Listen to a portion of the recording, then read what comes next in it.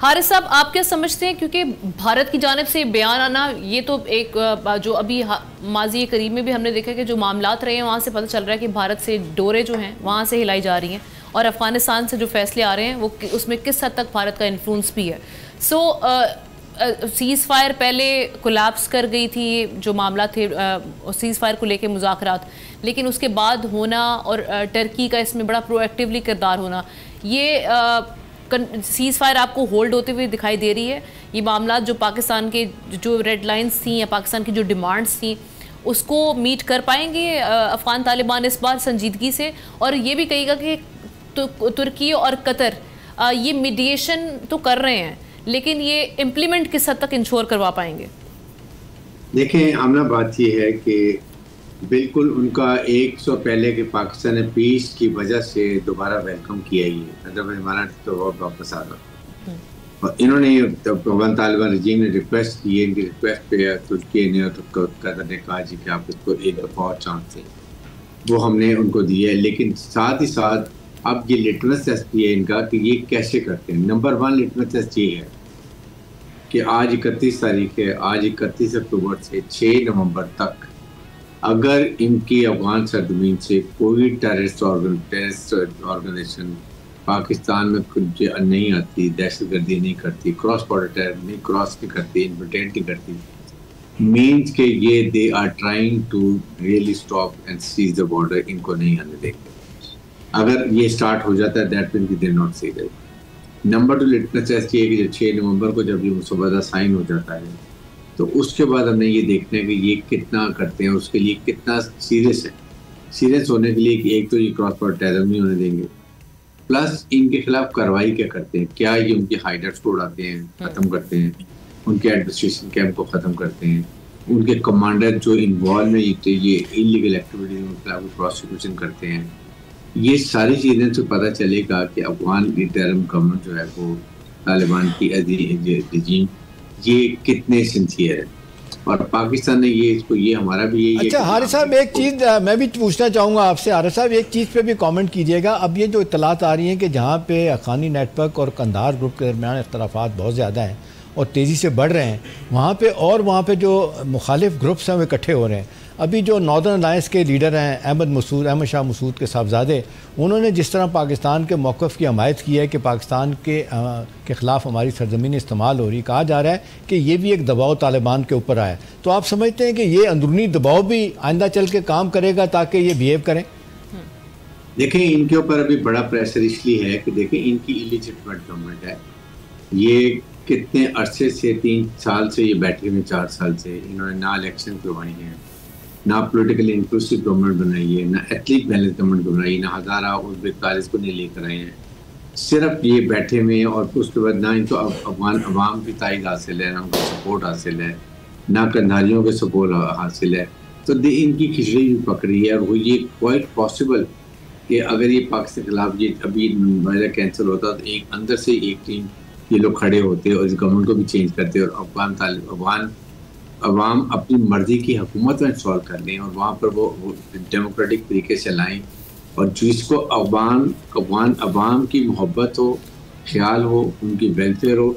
देखें ना, 3-4 साल में इन्होंने ना तो किसी भी दुनिया में किसी से सफारती ताल्लुकात किए, ना दुनिया ने, इवन इंडिया तक ने इनको रिकगनाइज नहीं किया। ये सिर्फ पैसे बटोर रहे हैं, जेबें भर रहे हैं, इनको और अवाम की कोई फिक्र नहीं है। इससे उनका दिल मुतनफ़र होता है। This is one of the factors.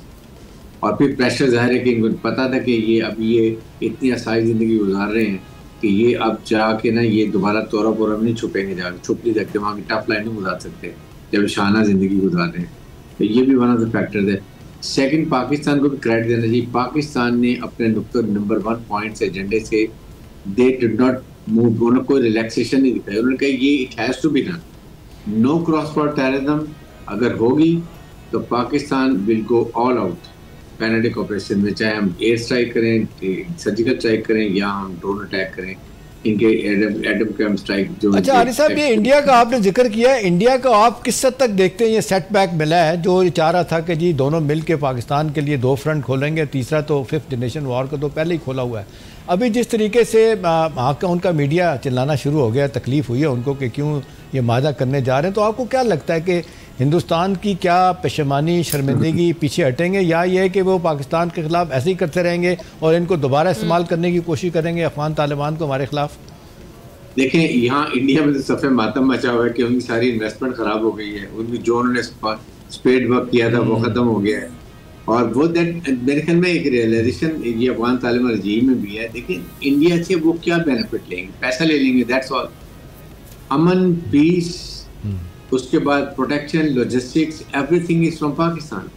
और फिर दोनों तरफ पश्तून है, हमारे रिश्ते हैं, दीनी रिश्ता है, कल्चरल रिश्ता है, अफगान अवाम दोनों तरफ पश्तून हैं। ये सारी चीज़ों को देखा जाए, यही पाकिस्तान चाहता है कि बिल्कुल हम बार बार पीस को क्यों टाइम दे रहे हैं। We don't want to add miseries of अवाम, ये अफगान अवाम के। जब आप सर्जिकल स्ट्राइक करते हैं कहीं ना कोलेटरल डैमेज हो जाता है, वो भी हम नहीं चाहते। हम चाहते हैं कि पीसफुल इंतकाल हो।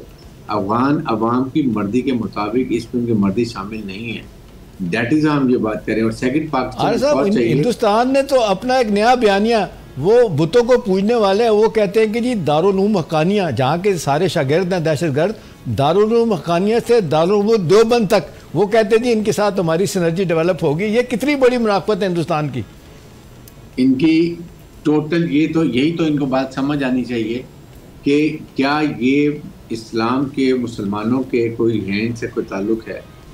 जो वहाँ पर लिखता है मैं आई लव मोहम्मद, उसको ये 4000 लोगों को बंद कर चुके हैं। और ये जो अफगान तालिबान ये ठेकेदार है कि हम इस्लाम को करते हैं, तो फिर आप खुद सोचें 1000 किलोमीटर दूर वो आपका कैसे फारखा हो सकता है। मैं तो ये कहता हूँ इसके साथ पाकिस्तान को इमीडिएटली अब हमें चाहिए कि इस वक्त हमारे फील्ड मार्शल को ट्रम्प बार बार तारीफ कर रहे हैं, every time he praises him, he should talk to President Trump, और उनको ये कहना चाहिए कि देखें इस वक्त ये हमारी अब ये जंगबंदी हो रही है, प्रॉब्लम सॉल्व हो रही है, प्लीज़ इंडिया को रेंज डालें, नकेल डालें। ये जो पाकिस्तान में प्रॉक्सीज को यूज़ कर रहे हैं और डिस्टेबलाइज करने की शुरू कर रहे हैं इस खित्ते को, इसको सख्ती से मना करें। वरना आपने जो कहा था ना शुरू में जंग पाने के लिए 250% में टैरिफ डालूंगा, तो अब डालें। और सर, अमेरिका से बेहतर क्या चाइना की तरफ नहीं जाना पाकिस्तान का बेहतर नहीं होगा? क्योंकि चाइना के तो इंटरेस्ट भी हैं, चाइना की तो एक हम इन्वेस्टमेंट भी देख रहे हैं अफगानिस्तान में। हम ना उसमें दो चीज़, एक चाइना और एक ईरान। चाइना और ईरान दोनों स्टेक होल्डर। हमने ईरान को भी मैक्सिमम यूज़ नहीं किया, तो Pakistan, Iran, China and Afghanistan, इसके बाद ये हमें बैठना चाहिए। चाइना को should play a major role, और ईरान इसको में 4 बार से अगर इंडिया का भी सपोर्ट करते तो 4 बार से जाएगी, तो चाइना तो ईरान को अपनी बोर्ड ले, क्योंकि इनका नॉर्दर्न लाइन्स पे पूरा होल्ड भी है, नॉर्थ साइड पे पूरा ईरान का होल्ड है, साउथ में पाकिस्तान के साथ है पश्तून। तो इसलिए मैं ये कहता हूँ कि ये जो अगर हम बैठ के ये चीज़ों का इस दौरान में हम ये मसले हल करें, तो मेरे ख्याल में इंडिया को नुकेल डालना सबसे इम्पोर्टेंट। अगर इंडिया न्यूट्रलाइज हो जाता है तो ये Afghan Taliban regime automatically control हो जाती है। Then they have nothing, they will have to look toward Pakistan. Logistics, गन्नम, आटा, चीनी, फर्टिलाइजर, उसके बाद अफगान ट्रेड, ट्रांजिट, उनके फ्रूट, जब कुछ सारा कुछ डिपेंडेंट हमारे पर है। इलाज के लिए इधर आते हैं, तालीम के लिए इधर आते हैं, कारोबार के लिए इधर आते हैं। दे will have lot of problem. Afghan refugee चले जाएंगे। इन चीज़ों को देखते हुए ऑटोमेटिकली उनकी लाइन्स पाकिस्तान से बनती है। ये इंडियन सिर्फ पाकिस्तान दुश्मनी मार्केट में जूते खाने के बाद ये चाहते थे कि एक और ये पाकिस्तान को एक और फ्रंट खोले, लेकिन वहाँ भी उनको मुँह काला हुआ है। सब्सक्राइब करें और बेल दबाएं ताकि कोई खबर रह न जाए।